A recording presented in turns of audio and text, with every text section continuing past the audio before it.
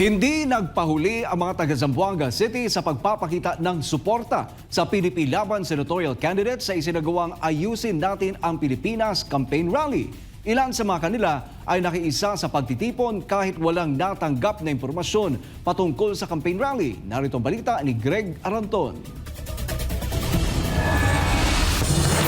Mataimtim na nakilahok at buong pusong nakinig ang mga taga-suporta ni Pastor Apollo C. Quiboloy sa kanyang mga advokasya na patuloy na nagbibigay inspirasyon sa marami, lalo na sa panahong kailangan ng bayan ang gabay at katotohanan.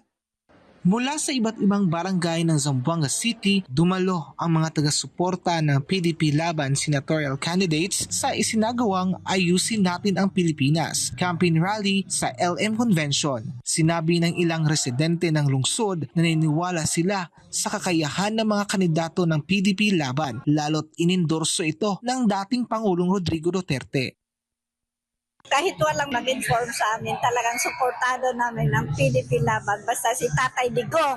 Nasubukan na natin kung ano sa 6 na taon na ginawa ni Tatay Digong. Hindi yan siya kukuha ng mga tao niya kung hindi katulad niya. Ilan naman sa mga hinangaan ng mga taga-suporta ni dating Pangulong Duterte sa ilalim ng kanyang administrasyon ay ang paglaban sa iligal na droga. Present administration. So naramdaman ko yung mga drug dependence before wala na, although hindi siya na zero, so ngayon bumalik. Kahit galit siya, kasama pa rin sa paglaki ng sweldo. So yung mga pulis nagtatrabaho ng maayos na pamahan talaga sa kanya. Mahal naman niya talaga. So kagaya namin, so kahit nagritero ako, ay hindi talaga ako bumitaw sa Duterte.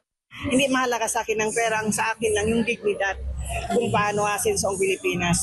Kasi ngayon nangyayari sa atin, garapan na ang korupsyon ngayon. Kawawa ang Pilipinas. Kaya nga kami hindi talaga kami umalis sa kay Tatay Digong hanggang ngayon, from 2016 hanggang ngayon. Kasi ang panindigan namin talaga ang korupsyon. Ayaw namin talaga sa korupsyon. Tiniyak naman ni Basilan 2nd District Board Member Shing Halil ang suporta sa Duterte senatorial candidates lalo na kay Pastor Apollo C. Quiboloy na tiyak anyang maraming magagawa sakaling mailuklok sa Senado ngayong nalalapit na halalan. May fair and just when it comes to his or her characteristic. So walang Muslim, walang Christian, basta pwede niyang tutulungan niya. Kung nagawa niya sa Kingdom of Jesus Christ, yung tunay na pagbabago, magagawa niya rin sa buong Pilipinas.